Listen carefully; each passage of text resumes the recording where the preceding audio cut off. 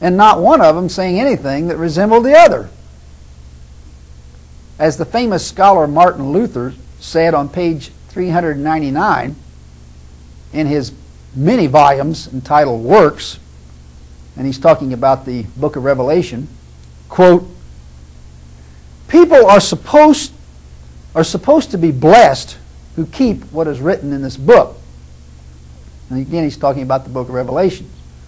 "And yet no one knows what that is, to say nothing of keeping it. This is just the same as if we did not have the book at all. My spirit cannot accommodate itself to this book. Christ is neither taught nor known in it," unquote. Moving on to page 150, Sire relates another rule that is routinely violated and ignored by bibicists. He says, quote, "No translation of Scripture is without its problems. Some passages have been notoriously difficult to translate, let alone fully understand. Many matters in Scripture are not obvious at all. In all matters where Scripture is vague or silent, we should not pronounce that the Bible has the answer," unquote. How true. But unfortunately, this rule is violated as well. And on top of everything else, preachers, ministers, evangelists, and other biblical missionaries have been notorious for their tendency to embellish, over-dramatize, supplement, or exaggerate both clear and unclear biblical accounts. Many don't hesitate to bring in a lot of material that isn't even in Scripture. How often have I heard a sermon and then said to myself, where on earth is he getting all of that? It's certainly not in the Bible.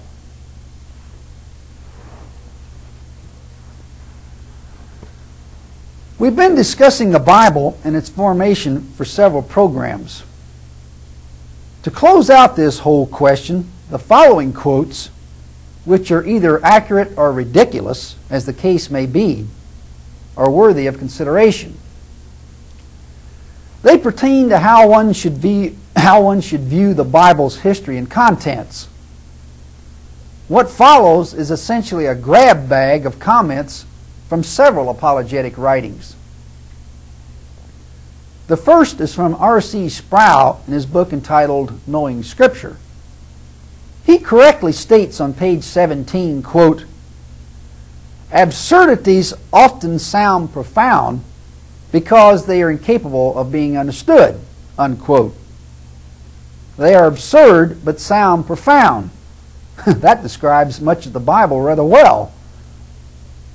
Sproul continues, quote, "When we hear things we do not understand, sometimes we think they are simply too deep or too weighty for us to grasp, when in fact they are merely unintelligible statements, like one hand clapping," unquote. Many people who read the Bible think certain parts of it are profound when it's merely uttering absurdities or unintelligible gibberish. Because it sounds like a fountain of deep thought, people tend to look down upon themselves and to feel that they are simply incapable of analyzing the book, when in truth, the problem lies not with them, but with the Bible itself. Again, the books of Daniel and Revelation come readily to mind. Moving from Sproul's accurate assessment, we come to a ridiculous comment by the apologist Don Stewart.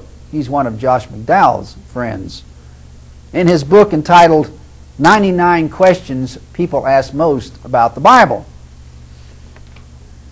While defending the resurrection accounts and talking about the reliability of eyewitnesses to events in the Gospels, he states the following on page 72. Quote, "Recording the testimony of an eyewitness has the same validity as if the eyewitness had penned the account himself. The fact that they themselves were not eyewitnesses is not crucial, since the testimony they recorded is from those who have witnessed those events." Unquote. How absurd. In other words, if a person went into court and testified that he heard from somebody else, that such and such happened, his testimony is as valid as if the eyewitness had gone into court and testified directly. Comments of this nature are beneath refutation. Since when is second-hand information accorded the same strength as eyewitness testimony? On the same page, Stewart made a ridiculous statement with reference to martyrdom. Quote, "The final evidence of the truthfulness of the disciples' testimony is that they were martyred for their beliefs." Unquote. Now, how silly can one be? Many people have died for their beliefs. Hitler's soldiers died for Nazi beliefs. Does that mean their beliefs were truthful? Their beliefs were valid? Just because somebody died for beliefs proves they're true? Of course not.